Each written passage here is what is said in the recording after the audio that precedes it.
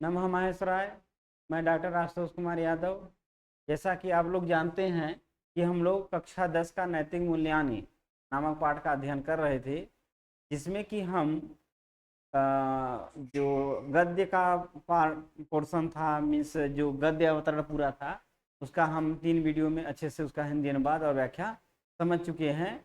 अब इसी पाठ का आज अंतिम वीडियो, जो कि अभ्यास प्रश्न से संबंधित है, के विषय में हम चर्चा करेंगे और प्रश्नों को अच्छे से समझने और अध्ययन करने का प्रयास करेंगे।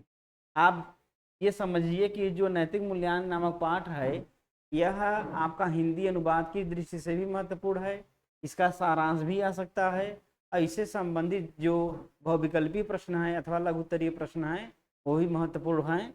तो इस पाठ को हम लोग अच्छे से समझने का प्रयास करेंगे। तो चलिए देखते हैं। अब देखिए, जैसे सबसे पहले ही लिखा गया है, नैतिक मूल्यांकन पाठ का सारांश हिंदी में लिखिए। अब यहाँ जो सारांश पद है, पहले इसी शब्द को ही हम समझते हैं सारांश का मतलब क्या है। अब देखिए, सारांश में दीर्घ संधि है, ये है सार प्लस अंश, सार प्लस अंश। अब ये जो सार शब्द है, इसका अर्थ है संक्षेप। सार का अर्थ है संक्षेप और अंश का अर्थ होता है भाग, ठीक ना। इसका मतलब यह निकला कि पूरे पाठ का जो महत्वपूर्ण अंश है, महत्वपूर्ण भाग है, उन्हीं भागों को ही, महत्वपूर्ण शब्दों को ही, वाक्यों को ही सार में संक्षेप रूप में लिखना। सार माने संक्षेप, अर्थात जो पूरे पाठ में महत्वपूर्ण तथ्य हैं, उन्हीं को संक्षेप में लिखना ही सारांश कहलाता है। तो सारांश के विषय में आप ये समझिए कि आपको पूरा पाठ में पढ़ाए ही हैं, हिंदी अनुवाद अच्छे से बताए ही हैं। तब आप क्या करिए कि पूरे पाठ का शुरू से, जैसे पहले इसमें बताया गया नयनम नीति ही, अर्थात नीति क्या है, तो कहा नयनम नीति, अर्थात जो हमको सदमार्ग की ओर, मोक्ष की मार्ग की ओर, सदाचरण की ओर हमको ले चलता है, वही नीति है। और नीति नैतिक मूल्यांकन क्या कहा, तो नीति संबंधी जो मूल्य हैं उन्हीं को नैतिक मूल्य कहते हैं। तो मतलब ये कि पहले नीति की परिभाषा दिया गया, फिर नैतिक मूल्यांकन को बताया गया, फिर नीति के विस्तार से और भी परिभाषाएं व्याख्यायित की जाती हैं। तो पहले आप नीति के विषय में बता देंगे, फिर नीति के जो नीतिकार हैं अर्थात रचनाकार हैं, जैसे चाणक्य नीति है, शुक्र नीति है, या आपका भर्तृहरि का निशतकम है, ऐसे बहुत सारे ग्रंथ हैं। उन ग्रंथों के बारे में आप बताएंगे। फिर उसके बाद आपको आगे बताना है कि नैतिकता का हमारे समाज में, हमारे जीवन में, हमारे हर एक कार्य क्षेत्र में क्या इसकी उपयोगिता है, इसकी क्या महत्ता है, इसके बारे में आपसे बताया गया है। आप थोड़ा थोड़ा उसको करके लिख देंगे। फिर नीति और धर्म के बारे में बताया गया, धर्म को व्यापक बताया गया, नीति को व्याप्य बताया गया। तो पहले धर्म के बारे में थोड़ा बता दीजिए, फिर नीति के बारे में, फिर दोनों के अंतर के विषय में बता दीजिए। फिर अंत में आता है कि इसका धर्म का लक्षण और फिर धर्म की महत्ता, वैसे ही नीति का लक्षण और नीति की महत्ता, ये सब आप बता देंगे, आपका सारांश हो जाएगा। इसके लिए कोई अलग से ये नहीं है कि आप इसको अलग से तैयार करने का कोई अलग तरीका है, उसी में से छाट छाट करके आप अलग करके लिख दीजिए। अगर फिर भी आपको दिक्कत होती है तो आप जरूर लिख करके भेज दीजिएगा, तो हम जरूर उसका प्रयास करेंगे, एक पीडीएफ बना करके आपको दिखा देंगे, बता देंगे। उसके आधार पे आप भी इस पाठ का सारांश तैयार कर लेंगे, ठीक ना। चलिए आगे बढ़ते हैं। अब अगला प्रश्न आपका कि निम्नलिखित गद्यावतरणों का संदर्भ हिंदी में, ससंदर्भ है, हिंदी में अनुवाद कीजिए। अब यहाँ देखिए अनुवाद पूछा जा रहा है, ठीक ना। अब अनुवाद के बारे में देखिए, कह रहे हैं कि जो आपका गद्य अवतरण, पहले इसको समझिए, गद्य प्लस अवतरण, फिर दीर्घ संधि है।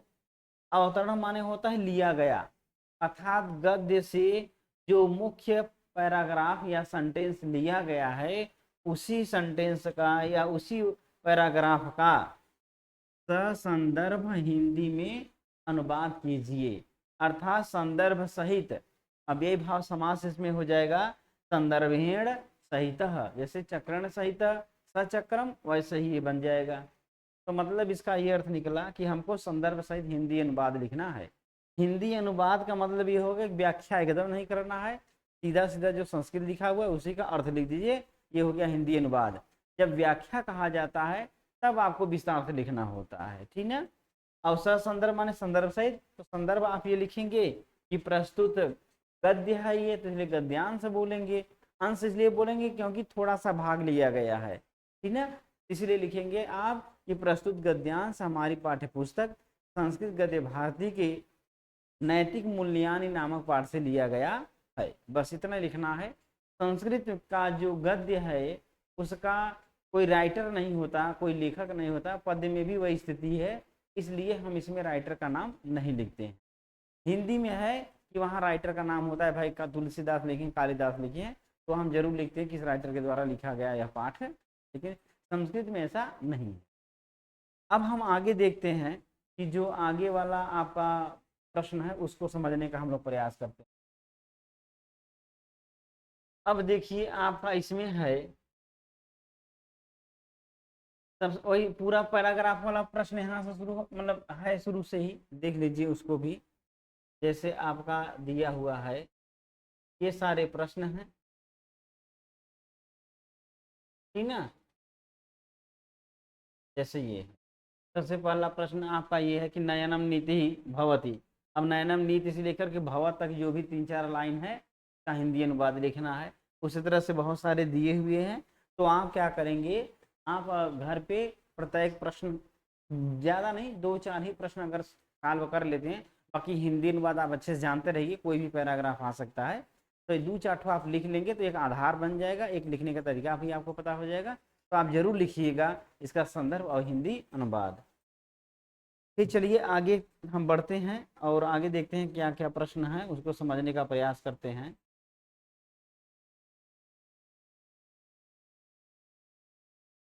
चलिए अब आप देखिए यहाँ पर दिया गया है, सबसे पहला प्रश्न आपका निम्नलिखित प्रश्नों के उत्तर हिंदी में लिखना है, संस्कृत में नहीं लिखना है।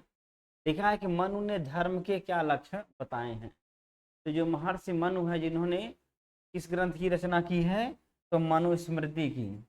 अगर पूछा जाए कि मनुस्मृति किसकी रचना है, वो बताएंगे आप महर्षि मनु की। तो महर्षि मनु ने मनुस्मृति में लक्षण धर्म का दिया कि धर्म किसे कहते हैं, जैसा कि आप पैराग्राफ में पढ़ चुके हैं, तो उसको दिखा देते हैं कि आप कहाँ पढ़े और उसका लक्षण कहाँ है। तो देखिए आपके सामने इसका लक्षण ये है, तो आप समझने का प्रयास करिए। बस ठीक ना। ये देखिए लिखा है धृति क्षमा दम अस्तेयम, लिखा है यहाँ, इसके पहले था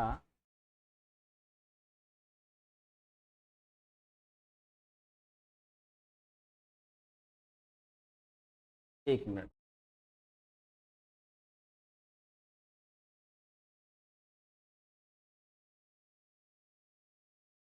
ठीक। देखिए यहाँ लिखा है धर्म शास्त्र कारेण मनुना, अर्थात धर्म शास्त्र के रचयिता मनुना माने मनु के द्वारा धर्म का लक्षण दिया गया है कि धृति क्षमा दम अस्तेयम शौच इंद्रिय निग्रह धीर विद्या सत्य क्रोध सत्यम क्रोधो दशकम धर्म लक्षणम। अर्थात धर्म के 10 लक्षण बताए गए हैं मनु के द्वारा। इसी का हिंदी व्याख्या करना है पहले ही प्रश्न में कि मनु ने धर्म का कौन सा लक्षण बताया है। आप बताएंगे महर्षि मनु मनुस्मृति में धर्म का लक्षण इस प्रकार देते हैं, जैसा वो कहते हैं कि धैर्य धारण करना ही धर्म है, क्षमा अर्थात दूसरों को क्षमा कर देना भी क्या है, धर्म है, दम इच्छाओं का दमन कर देना, इच्छाओं को दबा देना, इच्छाओं को समाप्त कर देना ही धर्म है, चोरी न करना धर्म है, पवित्र होना धर्म है, इंद्रियों को वश में करना धर्म है, बुद्धि ज्ञान को श्रेष्ठ रखना धर्म है, विद्या ग्रहण करना धर्म है, सत्य बोलना धर्म है और क्रोध न करना धर्म है। यही इन्होंने धर्म का लक्षण बताया है। अगर आपसे ये पूछे धर्म का स्वरूप क्या है या धर्म की क्या क्या विशेषताएं हैं या धर्म के अंतर्गत क्या क्या आते हैं, तब के लिए आप आंसर ये वाला देंगे, क्योंकि देखिए इसमें लिखा है कि धर्म पद वाच्या, माने धर्म पद के वाचक हैं कौन शब्द, ये है तीर्थाटनम पावनासु नदीसु स्नानम यजनम। ये वाला जो शब्द पूरा पूरा लिखा गया है ये धर्म को बताने वाले शब्द हैं। जैसे तीर्थाटन करना, पवित्र नदियों में स्नान करना, आतिथ्य सेवा करना, माता पिता की सेवा करना, यज्ञ करना, कराना, संध्या वंदन इत्यादि करना, ये जो बातें लिखी हैं ये धर्म के विषय में है कि ये धर्म के वाचक शब्द हैं, धर्म को बताने वाले शब्द। चलिए अब हम अगले प्रश्न की ओर बढ़ते हैं, देखते हैं इसमें क्या है। अब देखिए इसमें लिखा है अगला कि धर्म के 10 लक्षणों का उल्लेख कीजिए। ये तो हो गया, दूसरा भी हो जाएगा इसी से। नीति के प्रमुख ग्रंथों के नाम लिखिए। अब जो नीति के प्रमुख ग्रंथ हैं उसके बारे में पूछ रहे हैं कि उन ग्रंथों को लिखना है। तो आपने पढ़ा था, उसको देख लीजिए। देखिए अब यहाँ पे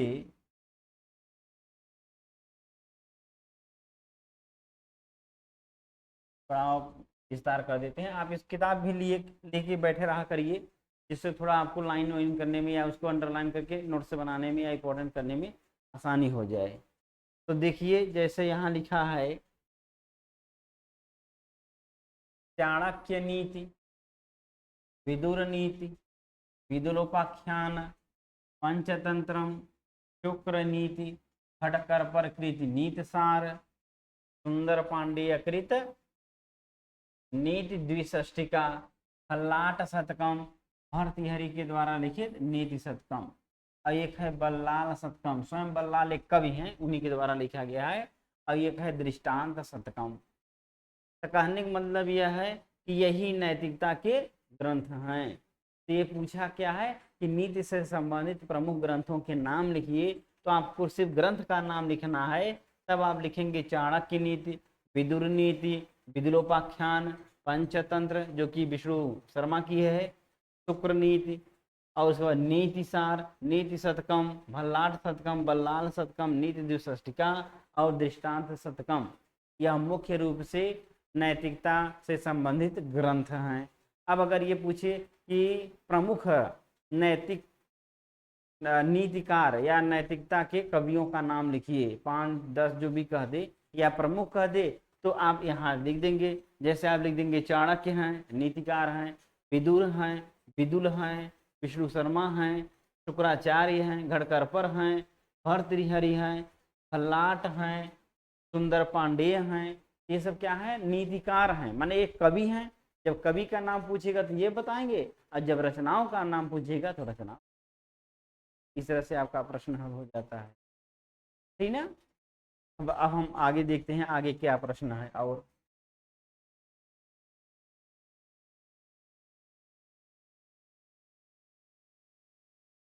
अब देखिए अगला प्रश्न फिर आता है, जीवन में नीति पालन के महत्व पर प्रकाश डालिए कि हमारे जीवन में नैतिकता का पालन करने से क्या महत्व है, उसकी क्या उपयोगिता है। तो इसका भी आंसर दिया हुआ है, चाहे इसका अपने से आप लिख सकते हैं कि नैतिकता का आचरण करने से हमारे जीवन में जो सुख शांति का प्रसार होगा, हमारा ही नहीं बल्कि हमारे गांव, पास पड़ोस, समाज, देश, राष्ट्र या विश्व का कल्याण होता है। क्योंकि जब हम नैतिकता का आचरण करते हैं तो हमारा हृदय तो प्रसन्न नहीं होता है, सामने वाला व्यक्ति भी हमसे खुश रहता है, प्रसन्न रहता है। इसलिए नैतिकता का हमारे आपके जीवन में बहुत अधिक महत्व है। खैर, और ये किताब जो आपका पाठ है उसमें भी नैतिकता के महत्व के बारे में बताया गया है।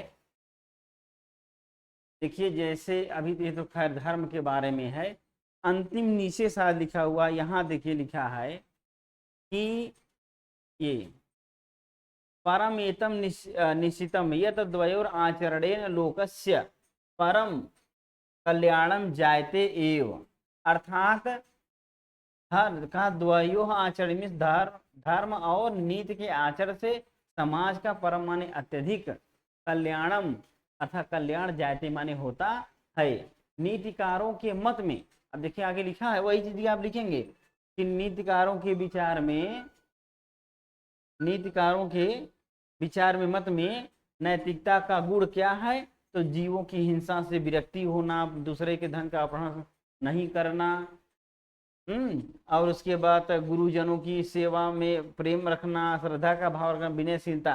तो आप ये चीजें जब आप ये बात लिखेंगे कि ऐसे ऐसे क्रियाकलापों को नीति कहा जाता है और इनका जब हम आचरण करते हैं तो हमारा ही नहीं, समाज का, विश्व का, देश का, राष्ट्र का, सबका कल्याण होता है। ये आप महत्व लिख देंगे अलग से। फिर हम चलते हैं अगले प्रश्न की ओर। अगला प्रश्न देखते हैं क्या दिया गया है। अब देखिए प्रश्न अगला है कि नीति और धर्म का अंतर स्पष्ट कीजिए। पहले ही दिया गया था नीति और धर्म में क्या अंतर है। पहले तो ये बताया गया नीति और धर्म दोनों साहचर्य हैं, साथ साथ रहने वाले हैं, फिर भी इन दोनों में बहुत महत्व है। नीति क्या होता है, अरे धर्म क्या है, वह व्यापक है, और नीति क्या है, संक्षेप है, संकुचित है, व्याप्य है।